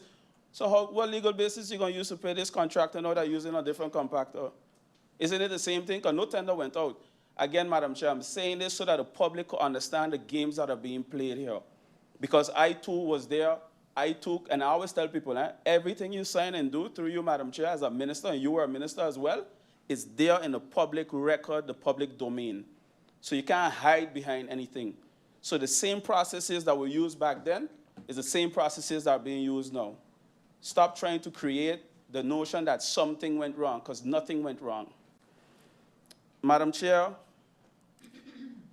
the minister mentioned, when I asked the question about the 15 million, I mentioned dollars, the minister mentioned guilders, the wastewater project. The minister says he doesn't know anything about the wastewater project with home connections. Here we have August 16, 2024, agreement signed for St. Martin wastewater management implementation to begin. The St. Martin wastewater project is officially ready to kick off following the recent signing of the grant agreement. This marks a significant step forward in the efforts to upgrade its wastewater infrastructure and management. This initiative, which total budget of $25 million represents a proactive movement towards strengthening the island's wastewater infrastructure, positively impacting public health and the environment. The project is funded by $10 million of the grant of St. Martin Trust Fund, supplemented by $15 million of the capital investment budget, which we secured as a government back then. So it's very strange that Minister Gomes is sitting down in this picture in 2024, celebrating the signing of something that we secured, but now he doesn't know which 15 million I'm referring to. I'm talking about the 15 million for the wastewater project that I mentioned earlier, last time in this meeting, just for the public to understand. According to me, this is Minister Gomes, the Prime Minister, and Claret Connor sitting down signing the agreement that the minister today doesn't know anything about the 15 million. Madam Chair, I just made a few notes, and honestly, it's very discouraging to function as a member of parliament where you ask ministers certain things, you can't be provided with answers. We have at least 4 or 3 outstanding letters with requests for information about the marketplace, about the road infrastructure. I even sent a letter over 3 months ago, 4 months ago, I think it was December 20, actually 6 months ago, in December, highlighting the fact that we have so many funds left over in the capital investment budget that we secured back in 2023. Why isn't it being used to fix the road problems? No response, no answer from the minister, no answer from the ministry, yet we're supposed to be able to function normal here. We are members of parliament, Madam Chair. We are oversight. This is the executive branch. We're supposed to oversight on things that are happening, but if nothing is happening and we send requests for letters over and over and no response is given, and they are being directly, indirectly facilitated by the chair of parliament, then we could only do so much, Madam Chair. Madam Chair, and I understand the political realm that I'm in, and I understand that you have to protect your coalition, but to what cost? To what cost? It can't be to the detriment of the people. Thank you very much for the opportunity, Madam Chair, and I yield the floor. Thank you, MP Doran. I continue, and I give the floor to MP Ottley. MP Ottley, you have the floor. Thank you, Madam Chair. Madam Chair, garbage overflowing, garbage contract problems, district cleaning problems, lack of affordable housing, we just can't see our way forward. The people are tired. I'm tired, but I have a job to do for the people. Madam Chair, enough is enough.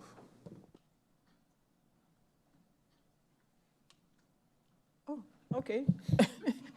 MP Ottley, thank you for your comment. We continue, and I give the floor to MP Lacroes. MP Lacroes, you have the floor. No need to. We continue, and I give the floor to MP Jansen-Webster. MP Jansen-Webster have no need.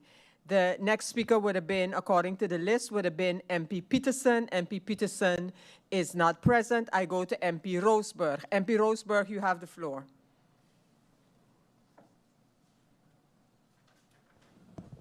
Thank you, Madam Chair. First of all, I would like to thank the Minister of VROMI for taking the accountability and making clear where the ministry went wrong, because at the end, he is in this function, and you cannot look at the past. What I believe, through you, Madam Chair, what needs to be done is to fix, if something was done wrong in the past, to fix the past.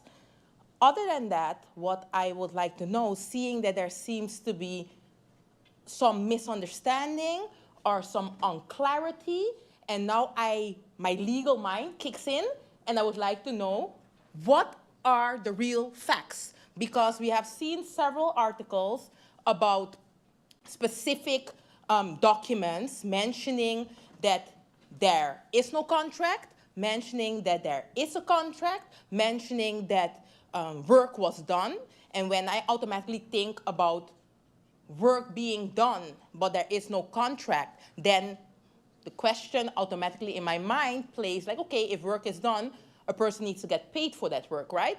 But then on the other hand, if I am now hearing that this specific company has been doing work since 2021 and we're currently living in 2026, I'm asking myself, where did it go wrong? And based on what legal basis the person got paid? And what were the conditions of such payment? And how did that all happen? So therefore, I believe, Madam Chair, I would like to know, because it's now a little bit in the air for me, and it's not clear, and I don't want to draw no conclusions. I don't want to go based on assumptions. I've seen several colleagues making articles in that regard. I have seen several articles also from the ministry. I've seen several articles from the person itself. So therefore, as a member of parliament, I would like to know what's up, because the public has been very vocal about it. The public has said a lot of things about it. The public is asking questions.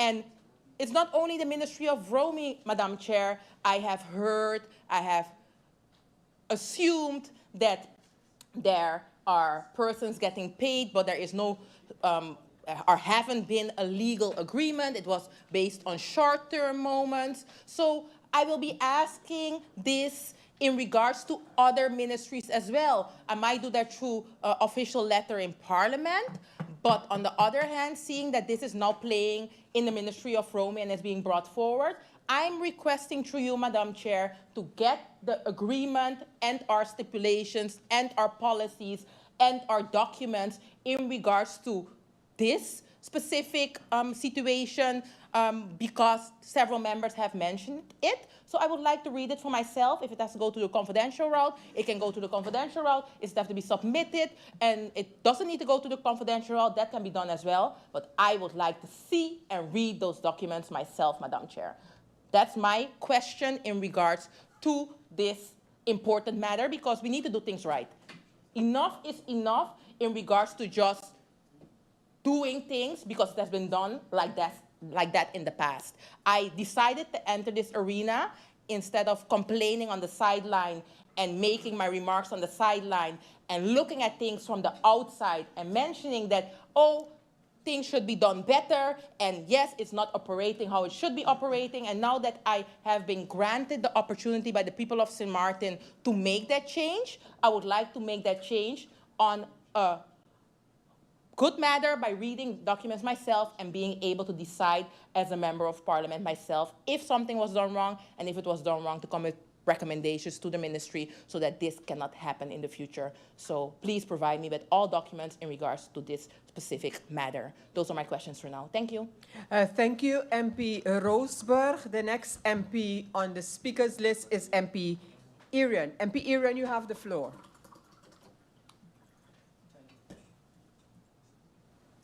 Thank you, Madam Chair. Madam Chair, I'm happy the last speaker spoke because it gave me the motivation, but the public has been saying for a very long time. The former speaker now is basically looking for, not defending the small man. So we have the small man out there that's fighting to get payment. And now the MP wants to find a legal basis to find how to pay the small man. But when it came to Soul Beach, when it came to all the other millions of guilders that were spent already, MP Irion, with your indulgence, I'll allow MP Roseberg to make an interruption from the interruption lectern. MP Roseberg. Thank you, Madam Chair.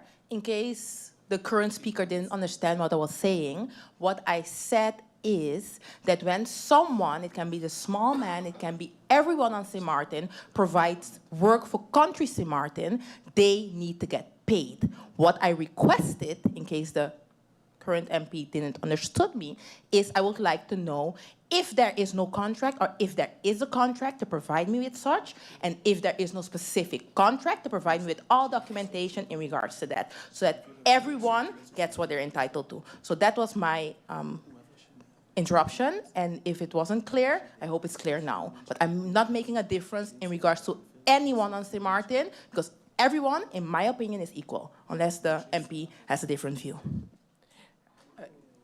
Thank you. MP Roseberg, MP Irion, you may continue. Thank you, Madam Chair. And again, the MP says everyone is equal, but only defends when it's convenient to them, because there was no legal basis for many payments, and MP sat here quiet. So again, and Madam Chair, to you, the MP interrupted, and she made her point even more clear to me, that she's talking about nothing, because in her question, she never even mentioned which company she's referring to. So which work is she referring to? So how can the minister even give documents? I'm very interested to know what the minister is going to answer the current MP, because the MP never said which company, landfill or not. So the minister is going to be very interesting to see how the minister is going to respond to send documents. And in addition to that, Madam Chair, it has been stated over and over by this Council of Ministers that they can't give contracts to us as MPs. So it'd be very interesting again to see how private citizens' contracts now, again at convenience, could be given to us in no matter which route it goes, because it's been told to us it cannot be. When the Minister of Finance was here, even with her legal advisor, said the same thing. I see the MPs a little triggered. MP Irion, I see what is taking place in the hall. I see the MP went to the lectern, so I'm the one to give the interruption possibilities. I offer MP Roseberg the possibility for her interruption. MP Roseberg, you have the floor. Thank you, Chair Lady. Seeing that I still have 2 interruptions left, if I'm correct, and when I'm finished with this one, it will be 1, but you will be the one deciding that as the chair. And that being said, in case for the ministry, if it was unclear, but I assume seeing the several articles, but just for clarity's sake, Minister, so there's no misunderstanding through you, Madam Chair, it's in regards to Fleming, Mr. Fleming, and the contract in regards to his company, seeing the several articles by my dear MPs and also the ministry. And in regards to the contract itself, if there is any issue regarding or providing a contract, which I understood wasn't there, or maybe there is one, everything that can be provided in regards to policies and documentations is welcome, as I mentioned in my question. Thank you. Thank you, MP Roseberg. MP Irion, you may continue. Madam Chair, as I said before, this government has a habit of victimizing who they want to victimize and finding loopholes and creative manners to pay who they want. So, Madam Chair, I would like the Minister of VROMI to go and pay Rocco, who's been supplying us with print and help ink and so forth. Ask the vendors out there, right, how they feel victimized. Go and ask Soka, who's helping them with the vehicles, how they feel victimized. Ask Fleming, how they feel victimized. Ask ICT, all the vendors in there that feel victimized. So again, they always find creative ways, right, to be able to pay who they want. Right now, the government is making extra bank just by not lowering the TOT and the taxes to the people, right, to pay who they want. So solutions have been provided. In 2022, we did these things already. The person did the service. Mr. Fleming didn't ask the VROMI or government, can I do work? I'm begging for work. The government asked Fleming to do work. So all the discussion about legal documents and so forth, no. Pay the man. That's it, simple, pay. Madam Chair, this government, supported by this coalition, and I want to be very clear to the people of St. Martin, the garbage situation that we have here is supported by MP De Wever, MP Rayan Peterson, VREN, MP La Bega, MP Shamira Roseberg, MP Jansa, MP Wavered, and Frankie Myers. Why? When we have situations, they don't complain. They sit down here, they don't complain. They don't call meetings. They don't send questions to the ministers, right? So the situation that we are complaining about today is supported by them, by them. This meeting is called by us. Madam Chair, the minister continued blaming us, the people. MP Irion, with your indulgence, I'll allow MP Jansen-Webster to make an interruption. MP Jansen-Webster. Thank you, Madam Chairlady. I think it's unfortunate that the good MP mentions that the members and calling all members by name did not do basically their jobs, which is ask questions here and also submit questions to the ministers. I can attest that for myself, and I have seen others in the ingekomen stukken, that we as MPs of the coalition have been questioning the ministers of the coalition because that is our role. And when the MP speaks about payments not being made, Madam Chair, I sit there and I try to hold my tongue because we are saying we don't want to talk about what the government did before. But I was a minister too, and I saw all of those bills from 2020 down that were not paid. I saw them too. They were there as well, that the former government was not paying the people on time. It had to be paid in 2024, had to be paid in 2025, all bills. So don't stand up here now and do as if this is all new, that things are not being paid. I agree. It's going on for quite a while. That's government. Thank you, MP Veronica Jansen-Webster. MP Irion, you may continue. Thank you, Madam Chair. Madam Chair, you know, I love that the MPs, I like to wake up MPs and get them active again, because I think the people has been missing that. Been missing MPs that are actually active and be paid to do that. Madam Chair, again, when the former government was there, you can go back to the articles. Minister was here. You can't find articles where we complain about the former government, the money wasn't there. In the midst of COVID, the worst financial crisis, with the Minister of TR saying today that today's situation is worse than 2022 and 2023 when it comes to finances. How is that possible? How is that logically possible to sit on the floor of Parliament and say, today, we're in a worse situation financially than 2022, 2023?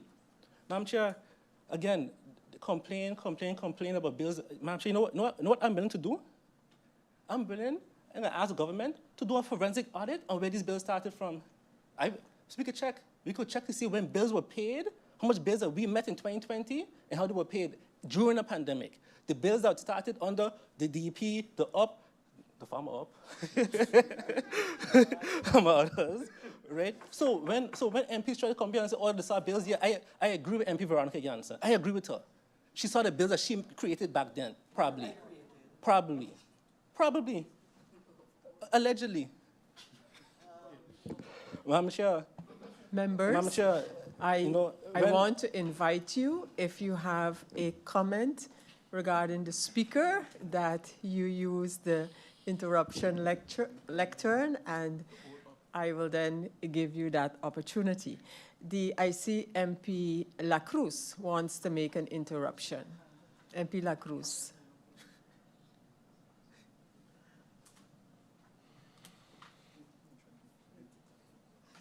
Thank you, Madam Chairlady. Madam Chairlady, in the meantime, while we are here having fun concerning payments being paid and not being paid, there are a lot of people out there still waiting to be paid. And I'm not talking about 2023, 22, 2019. I'm talking about from even longer before. I'm talking about people that have done service for government and now their properties are being auctioned because government is not paying. That is the reality that we are living in here today, Madam Chairlady. Thank you, MP Lacroes. MP Irion, you may continue. Madam Chair, again, to continue regarding the other VROMI topics, the Minister mentioned that the people of Sabat have to do better in terms of garbage, et cetera, et cetera. Madam Chair, you know, we live in Kobe, et cetera. The people are trying their best. The Minister said himself, the haulers weren't paid, right? But in the meantime, there's no solutions being sought for all the garbage piling up. The whole roadside contract that was canceled. Look at all the areas of the areas that they serviced before. The Minister said we would do one-off district cleaning. We don't see that.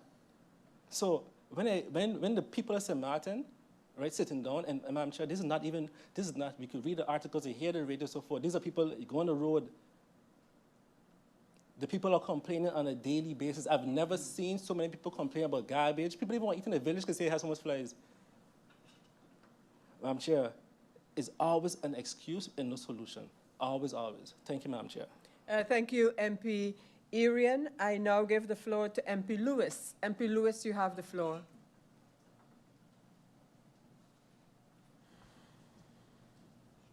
Madam Chair, thank you for the opportunity.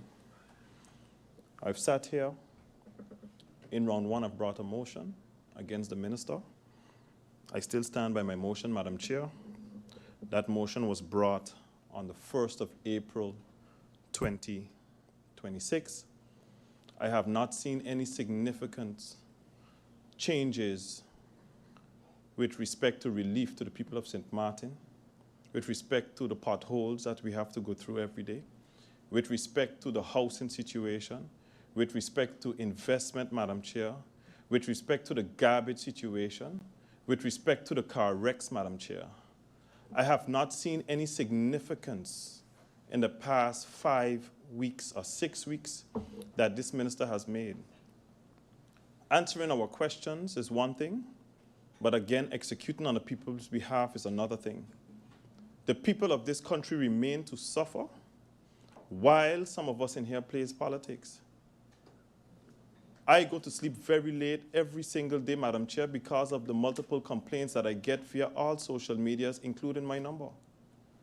I ain't here to be no friend with no colleague here or any minister. My job is to hold every minister accountable for doing their job.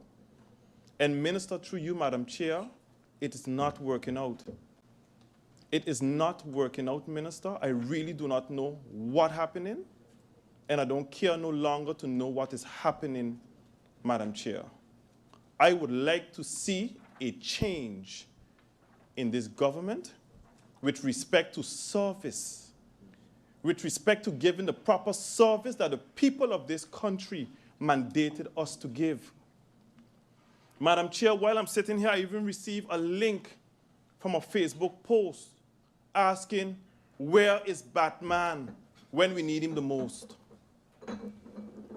Madam Chair, it is sad that even some of the comments classing me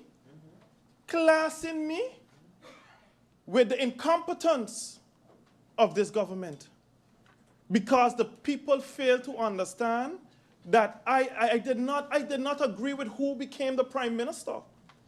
I have no hands with who became the Minister of VROMI, Madam Chair. But guess what? I stand by every single individual that is leading this country until the point when the people are suffering, until the point that there's no significant changes for the betterment of my generation to come.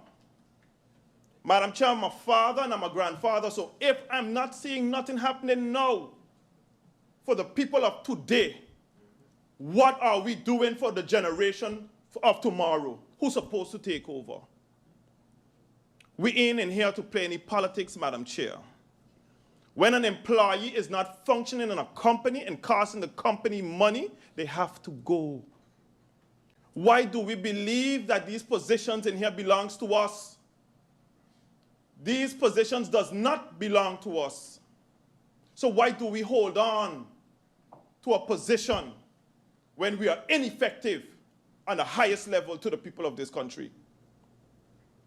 Madam Chair, 15 of us are in this highest body. However, how many is here today, Madam Chair, have to make a decision on behalf of the people of this country and not a coalition. Not a coalition, Madam Chair, because it will be detrimental. It will be detrimental, Madam Chair, when the sun goes around and another election is upon us.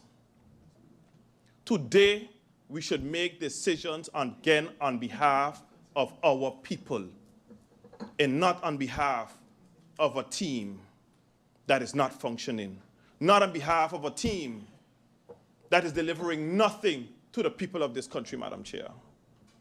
It hurts, it aches to understand that I am being classed with a bunch of politicians who are ineffective in leading this country. It's not about keeping it together. It's not about keeping it together. It's about keeping St. Martin together. It should never be about a coalition. It should never be about the opposition. It's about a unit moving this country forward. And Madam Chair, listening to all the beautiful words and all the beautiful presentations, I am tired.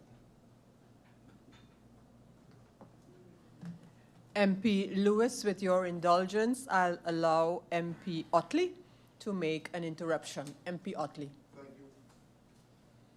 Thank you, Madam Chair. Madam Chair, through you, we often use the interruption lectern for a rebuttal, but I'll use it different this time. This is the first time I decided to use my interruption to say I never agreed more with someone. MP, I agree. Country above coalition. 100% true.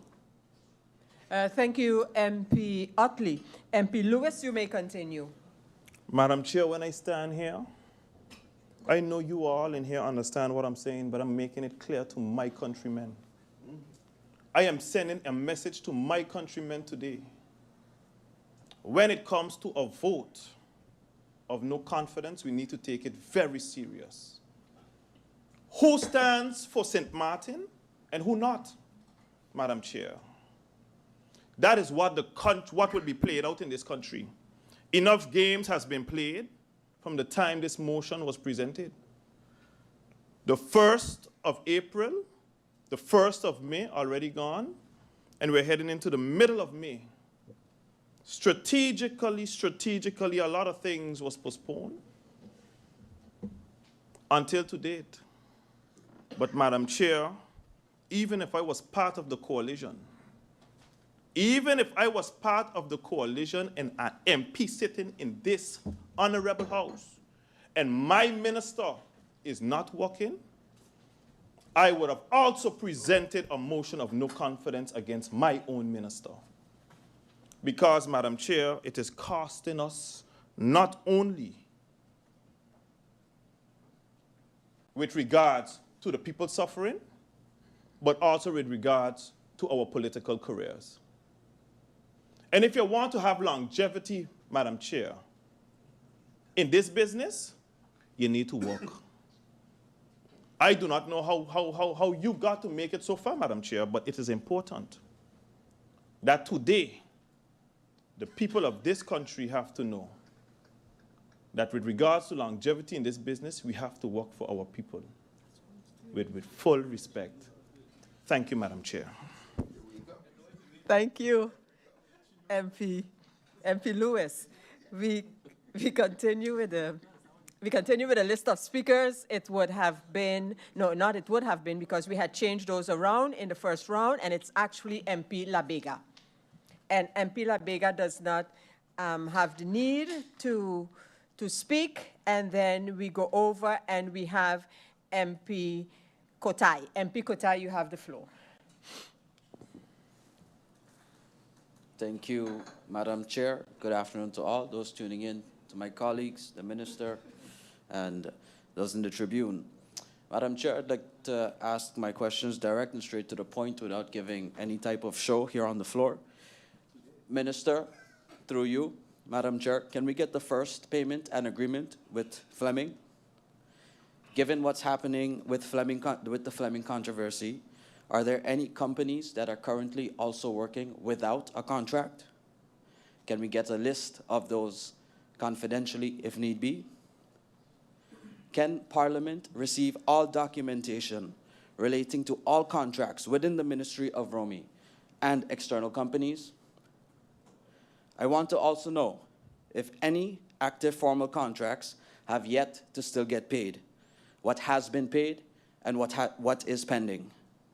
I would like these sent to Parliament through you, Madam Chair. Thank you.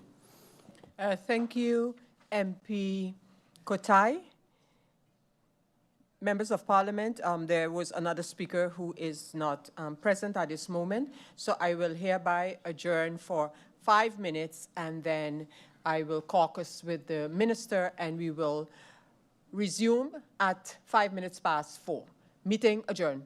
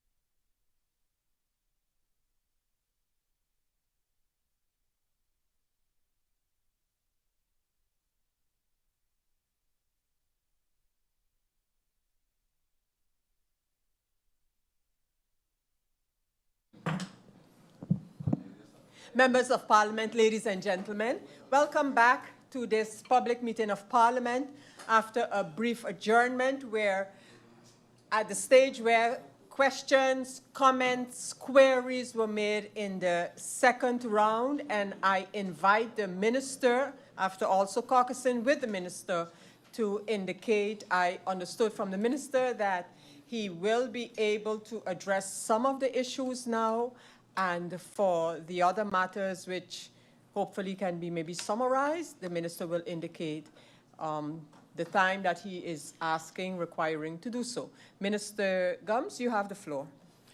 Thank you. Thank you, Madam Chair. We have a request for quite a bit of documentation. If I can ask the indulgence of the House of Parliament for 1 week to gather that information, then I can return. What I do want to just kind of highlight is there seems to be this sort of continuous, persistent intention to give the impression that me and this government are against the small man. And I just want to make it very clear. Upon taking office in 2024, one of the first things I did as minister was have a discussion with Mr. Fleming regarding an agreement and a contract. That discussion is still ongoing. I want to make it clear as well that the same Mr. Fleming sat down for 4 years without a contract. Since 2021, Mr. Fleming has... Minister, with your indulgence, I'll allow MP Doran to make an interruption at this time. MP Doran?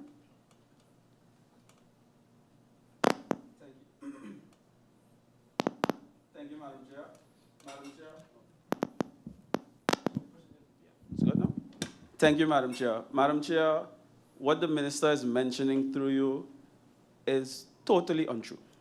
Mr. Fleming was requested to execute a service, of which he executed a service, verified by contract management, and he was paid based on the services he provided. The misconception that the Minister is creating that since 2021 and now is an issue, Mr. Fleming was paid from 2021 to 2026. The problem is here and now. And Madam Chair, when MP Roseberg told the Minister that he was acknowledging his fault and so forth, I sat back and I said, when?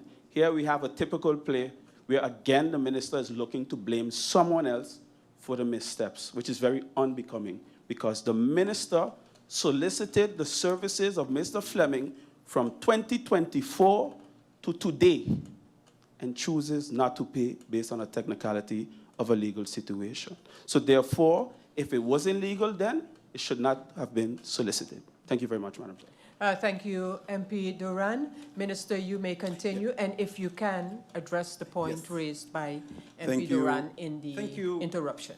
Yeah, thank you, Madam Chair. Through you, if I could be allowed to continue. Mr. Fleming was engaged with services with the Ministry of VROMI since 2021 for a number of services. Mr. Fleming has, and I stated this publicly already, he has and continues to execute works under one existing contract entered into in 2022 or 2023, I believe. These works are consistently paid, and they are, the challenge, of course, comes from the fact, and it's something we've seen when I took office, a number of vendors don't have contracts. As I stated before, there's no unwillingness to not pay, there's no unwillingness to not pay them. The challenge comes from the administrative side. For the record, I said it again several times, Mr. Fleming with VROMI had a meeting about this very same thing a week ago. And then all of a sudden it became, yep. Minister, with your indulgence, I'll allow MP Lewis to make an interruption. MP Lewis? Thank you, Madam Chair. Madam Chair, I received information based on the contractual work that Mr. Fleming was executing, that there were backdated invoices that was recently paid out, I think in February, if I'm not mistaken, that was also unpaid and recently got paid in February, which was backed up, I think, from September to October last year. So it is nothing about contract or no contract, Madam Chair. When that was backed up and Mr. Fleming stood up for his rights, I am a person that can recognize victimization. He stood up for his rights, he blocked the dump, he did whatever he did, and all of a sudden now games are being played. I ain't come here for no kind of jokes, Madam Chair. Thank you. Thank you, MP Lewis. Minister, you may continue. I'll ask you, Minister, I don't know how much you have to address, and because I have to adjourn, no, I wouldn't put it that way, but I have to adjourn this meeting shortly, and as you might be aware, I have no acting chair at this time, but I'll allow you to make your statement and for us to decide how we proceed. The Minister, you may continue. Thank you, Madam Chair. And I just want to say this impression of not wanting to help, one of the first things that I did coming into office is seeing all persons who don't have a contract. In fact, several vendors don't have a contract and has been a cause of several backlog payments. It's not the first time people have striked on the landfill. It's not the first time people have striked at the wastewater treatment plant. The reality is what I have done, if we're so much for the small man, is give them legal and financial protection with a contract. You don't string them along for a whole 4 years. And I want to just end this conversation, my statements today, by stating I continue to stand by the fact that if we're really for the small man, we don't put the small man in a position where they're unable to continue. Yes, it's taking time. Yes, we are in discussion still with up until last week with Fleming. So the impression being given is victimization is untrue completely. And I end my discussion at this point. Thank you, Madam Chair. Thank you, Minister. I'll still allow MP Doran to make his interruption. MP Doran. Thank you, Madam Chair. Madam Chair, 5 days ago, the Minister of Public Housing, Spatial Planning, Environment and Infrastructure stated, for the record, Fleming has been working since 2021 without a formal agreement. Government cannot pay. Those were not my words. Those were the words of the minister. Today we're having a different tone as there is willingness to pay and so forth and so forth. Therefore, Madam Chair, I want to make it very clear. If you are for the small man, pay the small man what you owe the small man. Because if it was I ain't going to call that company name again, it always gets paid. Just like how some of the court cases are being deliberately lost for some convenience. Thank you very much. Thank you, MP Doran. MP Ottley, you have the floor for interruption. Thank you very much, Madam Chair. Madam Chair, through you to the Honorable Minister, the Minister states that he was requested to come back with a good amount of documents. I have heard requests for contracts, and if the good gentleman, Mr. Fleming, does not have a contract, then what is being requested to come back with? I kind of don't understand. And also, it was also stated to us by various ministers that contracts and other agreements cannot be given to members of parliament, even if confidential. So what are we delaying the meeting to come back with? Thank you. Thank you, MP Ottley. I see MP Irion wishes the floor for interruptions. Thank you, Madam Chair. The minister again mentioned about being for the small man and ensuring that they get support. But again, it's proven with the current government, even items that have not even been budgeted for, so they've been a legal basis for it, they find a way to pay. So again, if you could do that for all the other entities without a legal basis, then what am I to assume that when it comes to a small man who is doing the work, who you've been in discussions with since 2024? Thank you, Madam Chair. Thank you, MP Irion. I see MP York is also in the queue for the interruptions.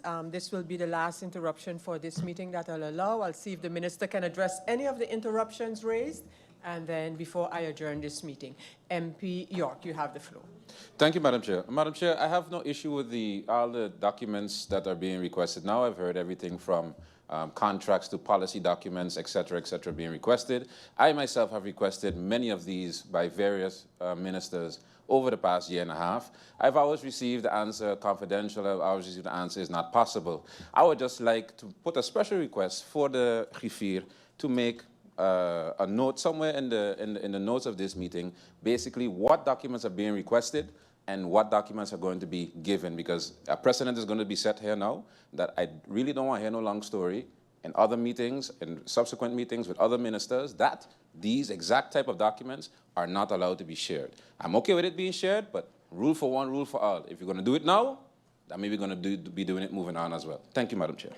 Thank you, MP York. Minister, I know you kind of closed off what you were saying, but I ask if there's anything raised by the members in interruptions that you would like to address before I adjourn this meeting. Yeah, just one small correction. I believe the MP MP Doran 3, Madam Chair, was reading this headline: Minister Gums Fleming has been working since 2021 without a formal agreement. Government cannot pay. Interestingly, what was omitted was when I actually said this headline unfortunately does not capture what was said in press briefing.